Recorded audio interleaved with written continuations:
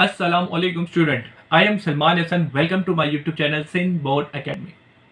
Student, ये बात आप जानते हैं कि एमसीक्यूज की सीरीज स्टार्ट की हुई है, तो लिहाजा इस वीडियो के अंदर हम लोगों ने चैप्टर नंबर 7 को स्टार्ट करना है। स्टूडेंट, ये बात आपको मालूम होगी कि एमसीक्यूज की सीरीज में जो भी चैप्टर स्टार्ट करवाता हूँ उसके अंदर जो सबसे पहला पार्ट बनता है उस चैप्टर का, उसके अंदर वो सारे फार्मूलाज और कंडीशन डिस्कस करता हूँ, पढ़ते हैं उस चीज़ को कि जो हमें एमसीक्यूज में काम आने वाली होती है।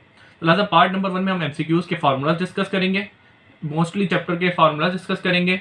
फिर उसके बाद हम पार्ट नंबर 2 और 3 के अंदर एमसीक्यूज डिस्कस करेंगे, पास पेपर के, सप्लीमेंट्री पेपर के और जो एमसीक्यूज बेस्ड क्वेश्चन होते हैं आपकी बुक के अंदर वो। तो चलिए जी स्टार्ट करते हैं चैप्टर नंबर 7 को। तो बेटा सबसे पहले जरा देखें chapter number 7 circle, important formulas for MCQs. तो बेटा आपको पता है चैप्टर नंबर 7 सर्कल है, तो लिहाजा सर्कल को एक बार डिस्कस कर लेते हैं ताकि जो टर्मिनोलॉजी सर्कल की यूज होंगी आपके एमसीक्यूज के अंदर आपको वहां पे मुश्किल पैदा ना हो। तो बेटा आपको पता है कि सर्कल की जो शेप होती है कुछ इस तरीके की होती है। अब सर्कल का एक सेंटर है, ठीक है, इसको मैं सी प्रेजेंट कर देता हूं और यहाँ पे सी किसको प्रेजेंट कर रहा है, सेंटर को, वो लिख भी देता हूं। अगर मैं कहूं एक लाइन है वो सर्कल के सेंटर के ऊपर से पास होती जा रही है कुछ इस तरीके से, ठीक है, और ये वाली बात भी पता है कि जो सर्कल की बाउंड्री है उसको हम सर्कमफेरेंस कह रहे होते हैं, ठीक है बेटा। अब एक लाइन सर्कल के सेंटर से गुजरती हुई जाए तो यहां से लेके यहां तक, ठीक है, यानी कि इस लेंथ का जो डिस्टेंस है इसको मैं कहूंगा डी, और डी प्रेजेंट कर रहा है डायामीटर को, ठीक है जी स्टूडेंट, डायामीटर। ये वाली बात हो गई कंप्लीट। तो यहां से लेके यहां तक का जो डिस्टेंस है वो है डायामीटर। अगर मैं बोलूं यहां से लेके यहां तक का डिस्टेंस, मुझे इसको क्या कहेंगे बेटा, अब ये जरा डिस्टेंस देखें, ये क्या है, ये डिस्टेंस बेसिकली रेडियस है, ठीक है, इसको मैंने आर से प्रेजेंट कर दिया। अब आप एक चीज ये नोट कर रहे होंगे, बेसिकली रेडियस क्या है, डायमीटर का हाफ है ना बेटा, ये देखिए डायमीटर, उसका बिल्कुल आधा आपका क्या है, रेडियस है। तो आपको बात समझ आ रही होगी और डेफिनेशन भी आपके एमसीक्यूज में आ सकती है कि बेसिकली रेडियस क्या होता है, डायमीटर का हाफ होता है। अब उसके अलावा एक और चीज है जो आपको काम आ सकती है, वो क्या है बेटा, कि अगर आपको डायमीटर दे दिया जाए किसी सर्कल का और कहे कि रेडियस मालूम करके दो, तो ये वाली आपको बात पता है कि रेडियस मालूम करने अगर डायमीटर दिया तो उसका हाफ कर दूंगा तो मेरे पास रेडियस आ जाएगा। और इसी तरीके से अगर आपको रेडियस दे दी जाए और डायमीटर मालूम करना हो तो इसी फार्मूले को यूज करते हैं, हम मालूम कर सकते हैं, 2 डिवाइड हो जाके मल्टीप्लाई किया तो 2r हो जाएगा और ये डायमीटर में मालूम कर लूंगा, ठीक है स्टूडेंट, सिंपल। तो उम्मीद है कि ये फार्मूला आपके समझ आ गया होगा। अब उसके अलावा एक और चीज है कि अगर आपको बोल दिया जाए अगर एक लाइन है सर्कल के सर्कमफेरेंस को गुजरती हुई जा रही है और 2 पॉइंट से टच कर रही है, इसको क्या कहेंगे, इसको हम क्या कहेंगे, इसको हम कोड कहेंगे। सही है स्टूडेंट, ये वाली बात हो गई कंप्लीट। अब इसके अलावा एक और चीज डिस्कस कर लेते हैं। अगर एक लाइन है सर्कल के सर्कमफेरेंस से टच करती हुई जा रही है एक पॉइंट पर, ठीक है, इसको एक पॉइंट कह देता हूं, तो इस लाइन को हम कहेंगे टेंजेंट, ठीक है, टेंजेंट कहते हैं। ये वाली बात भी आपको पता होनी चाहिए। फिर इसके बाद बोलते हैं नॉर्मल क्या होता है, ठीक है, अगर एक लाइन है वो इससे क्या है, नॉर्मल है, ठीक है, एक टेंजेंट है उससे परपेंडिकुलर, उसको हम क्या कहेंगे, नॉर्मल। और ये जो नॉर्मल होगा वो हमेशा सर्कल के सेंटर से गुजरते हुए जा रहा होगा। तो ये कुछ चीजें थी जो मैंने आपके साथ डिस्कस की हैं जो आपको बहुत ज्यादा काम आ सकती हैं एमसीक्यूज को सोल्व करने में और उनकी टर्मिनोलॉजीज को समझने के अंदर। तो चलिए जाए अब बाकायदा स्टार्ट करते हैं चैप्टर नंबर 7 के फार्मूलाज का। तो बेटा सबसे पहला जो फार्मूला हम लोगों ने पढ़ना है वो पढ़ना है स्टैंडर्ड इक्वेशन ऑफ सर्कल। तो स्टैंडर्ड इक्वेशन ऑफ सर्कल क्या होती है आपको पता होगी, आपने डिटेल में पढ़ी होगी, चैप्टर नंबर 7 में मैंने पढ़ाई हुई है। तो बेटा ये क्या है, equation, standard equation of circle है। अब ये बात आपको पता होगी कि जब एक सर्कल का आपको सेंटर दे दिया जाए, ठीक है, और उसके अलावा उस सर्कल का रेडियस दे दिया जाए तो हम standard equation of circle use करते हैं। तो लिहाजा ये बात आपको पता होगी। और सेंटर किसे प्रेजेंट करते हैं यहाँ पे, ए और बी से, ठीक है बेटा। स्टैंडर्ड इक्वेशन ऑफ सर्कल के अंदर जो सेंटर होता है उसको ए और बी से प्रेजेंट करते हैं। बेसिकली ये ए और बी किसको प्रेजेंट कर रहा है, सेंटर को, और उसके अलावा आर किसको प्रेजेंट कर रहा है, रेडियस ऑफ सर्कल को। तो लिहाजा आप कभी भी एमसीक्यूज के अंदर सेंटर और रेडियस दे दिया जाए और कहें कि उसकी इक्वेशन मालूम करके दो, तो आप स्टैंडर्ड इक्वेशन ऑफ सर्कल को यूज करते हुए उसकी क्या कर सकते हैं, इक्वेशन मालूम कर सकते हैं, ठीक है स्टूडेंट, सिंपल। तो उसकी एक एग्जांपल भी मैंने ले ली है ताकि आपको एमसीक्यूज में बहुत ज्यादा आसानी हो, ठीक है बेटा। तो ये एक एग्जांपल ही है एमसीक्यूज की।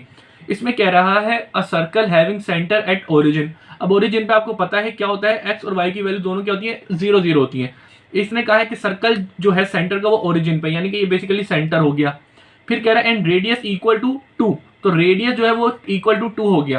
तो इसकी क्या मालूम करके दो, इक्वेशन मालूम करके दो सर्कल की, ठीक है बेटा, तो ये कह दे क्योंकि ये चीज आपके पास सेम टू सेम एमसीक्यूज में आई है, तो आपको ये वाली बात पता है, सेंटर और रेडियस दे दिया गया है, स्टैंडर्ड इक्वेशन सर्कल को यूज करते हुए हम मालूम करेंगे। तो भाई x माइनस ए, तो सेंटर को हम a और b से प्रेजेंट करते हैं, ठीक है। स्टैंडर्ड इक्वेशन ये लिखी, वैल्यू पुट करें, a की वैल्यू यहाँ पे क्या है 0 उसका whole square plus y minus b की वैल्यू यहाँ पे क्या है 0 उसका whole square equal to r की वैल्यू यहाँ पे क्या है r, बेसिकली क्या है यहाँ पे r, तो इक्वल टू r है, r का स्क्वायर करना, तो r की वैल्यू यहाँ पे 2 दी हुई है, तो 2 का स्क्वायर कर दें। सिंपलीफाई करें जरा, देखिए क्या बचा, x का स्क्वायर, क्योंकि 0 हो जाएगा खत्म, ऊपर स्क्वायर है तो x का स्क्वायर हो जाएगा, ये y का स्क्वायर हो जाएगा, और इक्वल टू 4 का स्क्वायर, 2 का स्क्वायर किया तो 4 हो गया। तो आप इसको चाहें तो x square plus y square minus 4 equal to 0, तो ये बेसिकली आपके पास क्या आ गई, इक्वेशन ऑफ सर्कल निकल के आ गई through using standard equation of circle. तो यहाँ पे एक बात समझ आ गई कि कभी भी आपको एक सेंटर और रेडियस दे दिया जाए तो स्टैंडर्ड इक्वेशन ऑफ सर्कल को यूज करते हैं, सर्कल की इक्वेशन मालूम हम लोग कर सकते हैं। मिसाल के तौर पे अगर यहाँ पे 2 3 होता तो वो हम पुट करते, तो लेकिन फिर यहाँ पे हम क्या सोल्व कर रहे होते, ये तो सिंपल सोल्व हो गया, 0 0 था, तो लिहाजा a माइनस बी और a प्लस बी के होल स्क्वायर के जो फॉर्मूला आपने पढ़ेंगे उससे इसको एक्सपेंड करेंगे और सीधा करके लिख देंगे, आपके पास सिंपल आ जाएगा। तो यहाँ पे आके आपके पास एक फॉर्मूला जो होता है सर्कल का वो होता है कंप्लीट। तो अब हम लोगों ने सेकंड फॉर्मूला पढ़ना है, वो क्या है, जनरल इक्वेशन ऑफ सर्कल। अब जनरल इक्वेशन ऑफ सर्कल आपने पढ़ी होगी अपने एक्सरसाइज के अंदर, x square plus Y square plus 2gx plus 2fy plus c equal to 0।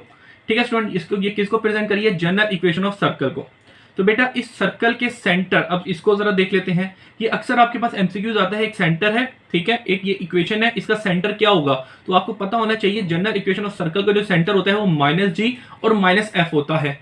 ठीक है जी स्टूडेंट, फिर उसके अलावा जब आपको जनरल इक्वेशन ऑफ सर्कल दे दी जाए तो उसका रेडियस कैसे मालूम करेंगे उसको जरा देख लेते हैं। तो बेटा जनरल इक्वेशन ऑफ सर्कल के अंदर एक रेडियस का फार्मूला जो आपको पता होना चाहिए। सबसे पहले तो सेंटर तो पता चल गया होगा कि -g और -f से प्रेजेंट कर रहे होते हैं जनरल इक्वेशन ऑफ सर्कल के अंदर, ठीक है। अब हम रेडियस की बात करते हैं। तो बेटा एक रेडियस का फार्मूला जो आप लोगों ने बड़ा यूज किया होगा कि r square is equal to g square plus f square minus c, ठीक है, ये एक फार्मूला है। ये फार्मूला कब यूज करते हैं, अगर आपको बोल दिया जाए कि एक सर्कल है उसका सेंटर दे दिया, बोले रेडियस मालूम करके दो, तो बेटा सी यहाँ पे जी और एफ की वैल्यू तो सिंपल सेंटर से निकल के आ जाएगी, लेकिन सी की वैल्यू क्या है, किसको प्रेजेंट करिए, ये जनरल इक्वेशन लिखी, ये सी क्या होता है, कांस्टेंट टर्म, यानी कि 4 5 8 6 कुछ भी लिखा हो, जो कांस्टेंट टर्म होती है, जो नेचुरल नंबर होते हैं उसको प्रेजेंट कर रहा है। तो लिहाजा सी जो भी नंबर होगा वो देखेंगे, उसको लिख देंगे, जी और एफ की वैल्यू सेंटर से निकालेंगे, वो पुट करेंगे, सिंप्लीफाई करेंगे, रेडियस आ जाएगा।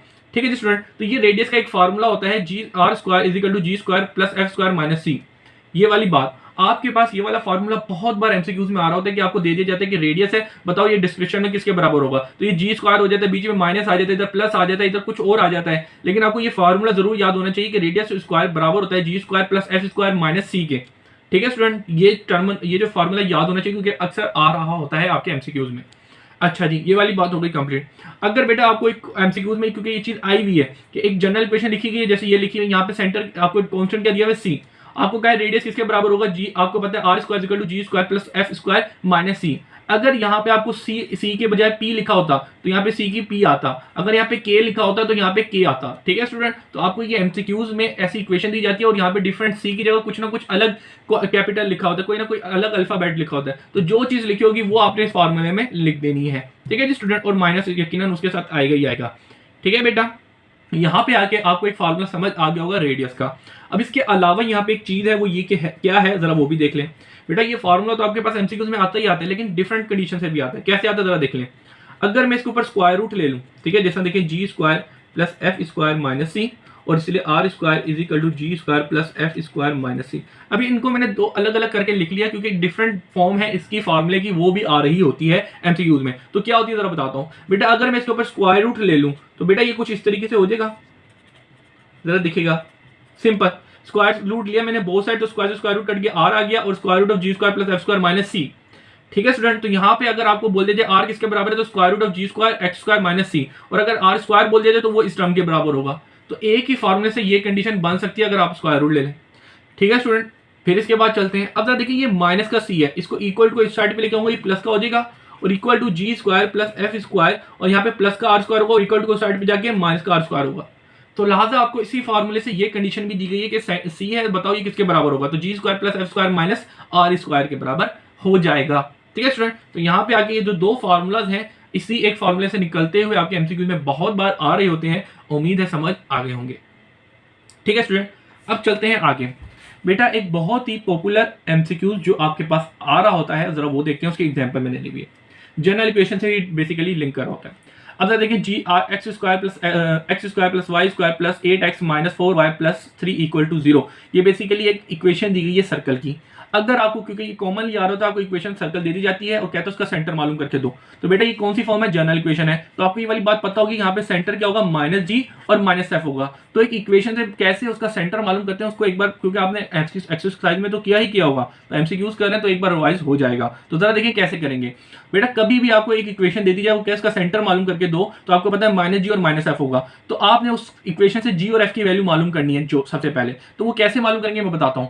बेटा आपको जो इक्वेशन दी है ना, उसको कंपेयर करेंगे जो जनरल इक्वेशन होती है। तो आप जरा उसको अलग से लिख लीजिएगा, क्योंकि यहाँ पे तो लिखी हुई इसलिए मैं बता रहा हूँ। तो बेटा इस टर्म के अंदर जी है और इस टर्म के अंदर एफ है, आपको ये मालूम करना है। तो लिहाजा इसको, और क्योंकि आपको पता है इसके अंदर एक्स भी है, इसके अंदर भी एक्स भी है, इसके अंदर वाई भी है, इसके अंदर भी वाई है, तो लिहाजा ये एक्स एक्स को कंपेयर करके यहाँ से जी की वैल्यू मालूम करूंगा, और ये वाई वाई को कंपेयर करके यहाँ से मैं किसकी वैल्यू मालूम करूंगा, एफ की वैल्यू मालूम करूंगा। कैसे करूंगा जरा देखें। तो कभी भी आपको ये इक्वेशन दे दी जाए, उसको सबसे पहले कंपेयर करते हैं हम किससे, स्टैंडर्ड जनरल इक्वेशन सॉल्व करते हैं। तो यहाँ पे देखिए 2gx इक्वल टू, यहाँ पे x की टर्म क्या है 8y ax, उसी तरीके से यहाँ पे y की टर्म क्या है 2fy इक्वल टू, यहाँ पे y की टर्म क्या है -4y।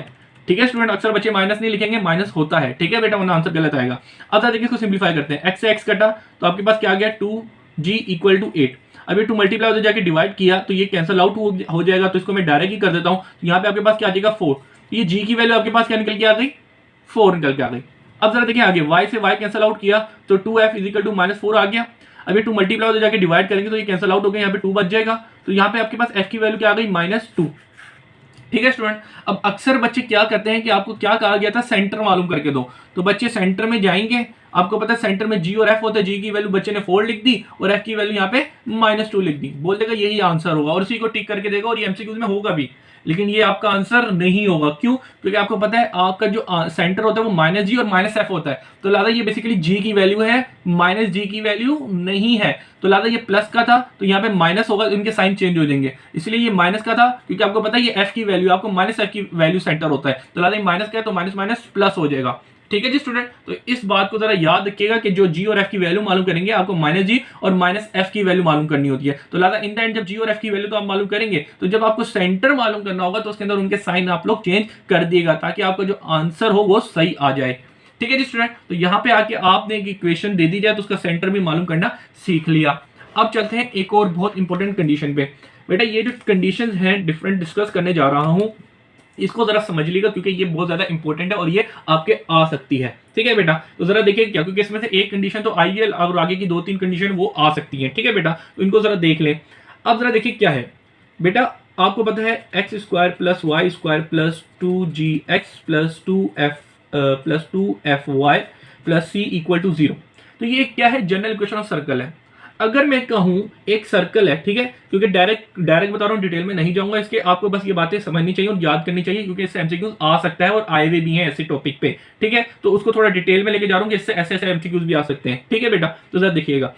अब जरा देखिए इक्वेशन सर्कल है, अगर मैं कहूं एक सर्कल है, ठीक है, उसका जो सेंटर है वाई एक्स, सबसे पहले तो जरा देख लें ये है वाई एक्सिस और एक्स एक्सिस। अगर मैं आपको बोलूं एक सर्कल है, ठीक है, वो कहां से गुजरा है, सर्कल कहां से गुजरा है, ओरिजिन से गुजरा है।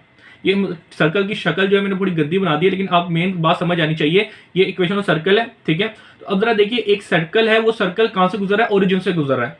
तो लिहाजा इसकी इक्वेशन मालूम करके दो। तो यहाँ पे ये वाली बात पता होनी चाहिए कि जो जनरल इक्वेशन ऑफ सर्कल है उसके अंदर क्या होगा, x square plus Y square plus 2gx plus 2fy plus c equal to 0, यानी कि यहाँ पे मैंने c नहीं लिखा। तो ये वाली बात आपको पता होनी चाहिए कि जब एक सर्कल ओरिजिन से पास हो रहा होता है तो उसके अंदर c की वैल्यू नहीं होती। ठीक है स्टूडेंट, तो उसकी ये इक्वेशन बन रही होती है। तो अक्सर आपको एमसीक्यू ये आ जाता है कि भाई एक सर्कल है, वो कहां से पास हो रहा है, ओरिजिन से पास हो रहा है, तो बताओ उसकी इक्वेशन क्या बनेगी। तो बच्चे को बेटा ये गलती से ना टिक कर देगा कि भाई ये इक्वेशन ऑफ सर्कल है ना, तो इसको टिक कर दिया, नहीं, क्योंकि एक सर्कल जब सर्कल के सेंटर से गुजर रहा होता है तो उसके अंदर सेंटर c की जो वैल्यू होती है वो नहीं होती। ठीक है, तो आपकी जो इक्वेशन बनेगी वो ये बनेगी। और उसके अलावा आपको एक कंडीशन ये भी दी जाती है कि c इक्वल टू 0 हो रहा होता है, तो इसकी वजह से यहाँ पे c नहीं लिखा गया। तो ये दो चीजें आपको एमसीक्यूज में आ सकती है, तो ये मैंने आपको बता दी है। इसके बाद अगली कंडीशन जरा देख लेते हैं बेटा। अगर आपको कह दिया जाए कि भाई y एक्सिस और x एक्सिस है, अगर एक सर्कल है उसका सेंटर क्या है, x एक्सिस पे है, तो उसकी इक्वेशन क्या बनेगी। सबसे पहली बात आपको यहाँ पे ये पता होनी चाहिए कि x एक्सिस पे y की जो वैल्यू होगी वो क्या होगी, 0 होगी। ठीक है स्टूडेंट, और x की कोई ना कोई वैल्यू होगी, सिंपल।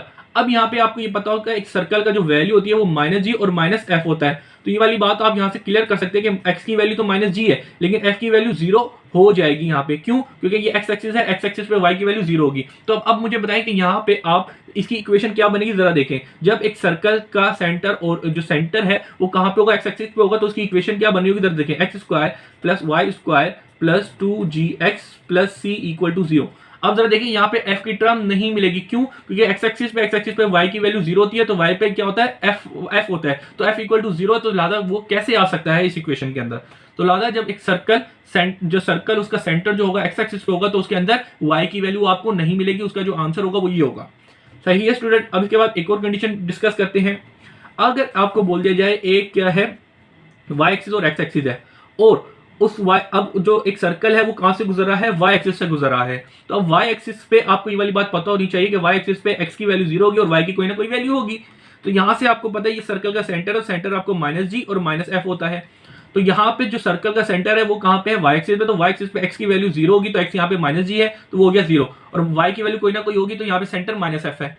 तो अब आपको ऐसे सर्कल की इक्वेशन बतानी है जिसका सेंटर कहां पे होगा, y एक्सिस पे होगा। तो यहाँ पे जो इक्वेशन बनेगी जरा देखें, x² + y² + 2g आएगा, नहीं आएगा। क्यों? g नहीं आएगा, g यहाँ पे 0 है। तो वो जो टर्म 0 लिखूंगा तो 2 से मल्टीप्लाई होगी 0 हो जाएगा, और उसके अलावा x लिखा होगा उससे मल्टीप्लाई होगी 0 हो जाएगा, तो 0 खत्म हो जाएगा। तो लिहाजा इसीलिए यहाँ पे हम लोग g की टर्म यानी कि x की टर्म नहीं लिखेंगे। तो लिहाजा यहाँ पे 2fy + c = 0 बन रहा होगा। तो उम्मीद है बेटा ये जो कंडीशन मैंने आपके साथ डिस्कस करी है बहुत ही अच्छे तरीके से आपको समझ आ गई होगी कि कब कब कौन सी इक्वेशन बनेगी और कब कब एक सर्कल जब कहां से पास हो रहा होगा। ठीक है जी स्टूडेंट।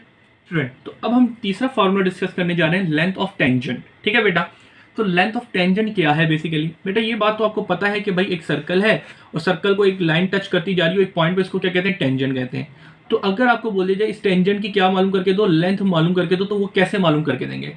बहुत ही ज्यादा आसान है बेटा। ठीक है, बहुत ही ज्यादा शॉर्ट ट्रिक बता रहा हूँ। अगर इसको वैसे कैलकुलेट करने जाएंगे तो बहुत लंबा टाइम लगेगा, डिफरेंट फार्मूले बताएंगे, और ये आपके एमसीक्यूज में भी आया हुआ है। तो इसकी शॉर्ट ट्रिक बता देता हूँ, बहुत ही ज्यादा आसान है बेटा। आपको कभी भी जब एमसीक्यूज दिया जाएगा उसमें कहेगा कि इक्वेशन की टेंजेंट की लेंथ मालूम करके दो, तो उसमें आपको कहा जाएगा कि इक्वेशन ऑफ सर्कल क्या जाएगा, एक इक्वेशन ऑफ सर्कल है, ठीक है, वो उस पे से, ठीक है, एक इक्वेशन ऑफ सर्कल है और उसको एक क्या है, टेंजेंट टच करते हुए जा रहा है, और उस टेंजेंट का एक पॉइंट है, वो पॉइंट आपको दे दिया जाएगा, जैसे कि यहाँ पे लिखा हुआ है 1,2।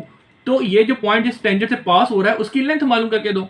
तो उसको मालूम करने का आसान और शॉर्ट ट्रिक मैं आपको बता देता हूं। बेसिकली जो आपको पॉइंट दिया जाएगा ना, यहाँ पे आपको पता है x और इसको y मान लें, तो इस पूरी इक्वेशन के अंदर x और y की वैल्यू पुट करते हैं, यानी कि इसकी जगह x, यहाँ पे y की वैल्यू, यहाँ पे x की वैल्यू ये 1 है और y की वैल्यू 2 है, तो ये पुट कर दें, यहाँ पे x की वैल्यू और y की वैल्यू ये पुट कर दें।